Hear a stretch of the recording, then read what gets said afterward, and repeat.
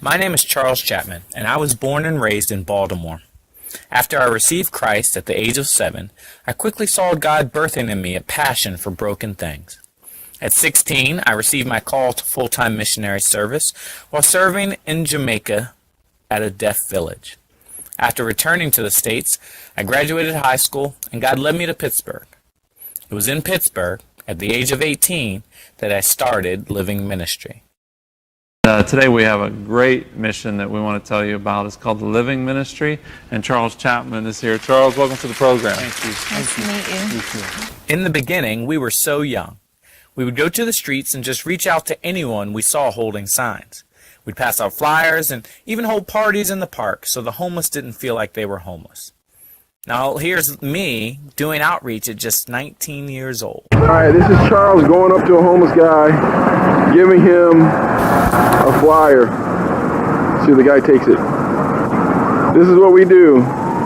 When I started the ministry, I thought I could just fix people. I would get them jobs and housing, and everything would be all right.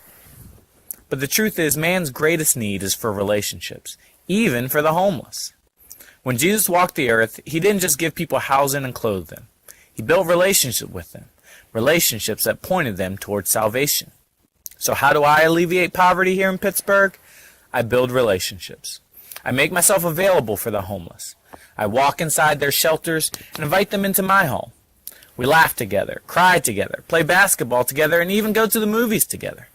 In essence, we live life together, seeing and reflecting Christ to each other. Listen what Mike has to say. Hi guys, my name is Michael. I am a friend of Pastor Charles for Living Ministries.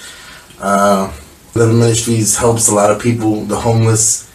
I am chronically homeless right now. I stay in a shelter in Pleasant Valley, and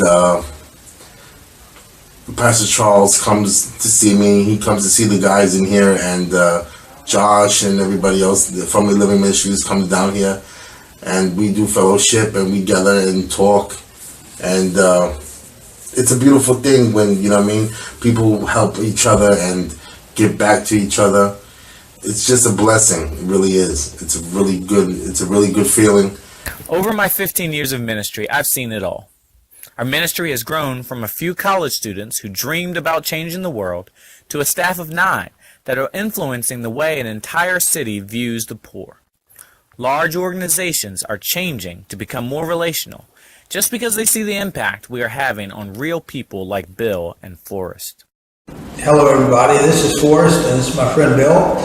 We're here to say what a great job that Charles is doing at Living Ministries. For us personally, Bill and I have both done quite well as far as all the food services and the chapel services that Charles has been a blessing to us. The meal ministries have been wonderful here and across the street. With that, Bill might want to add a few things to that. Yeah, they were a big help to me when I was homeless and out in the tent, and they used to come by the camp and help us with food and water and blankets and many things.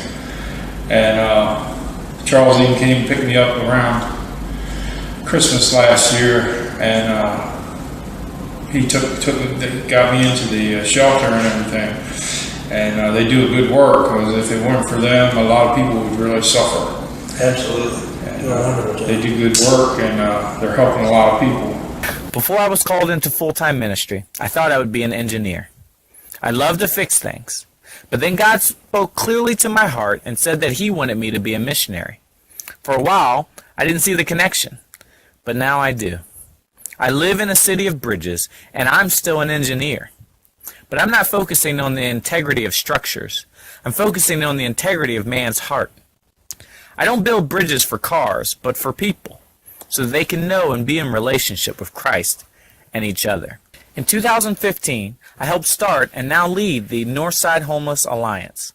It is a collection of organizations that are now working together to address homelessness in Pittsburgh. I've gone from living in an abandoned building to having a daughter, living in a house, and just feeling a lot better about myself. The Bible says that we love because God first loved us. I am motivated to do this work, not because of the neediness of the homeless, but because of my passion and commitment to Christ.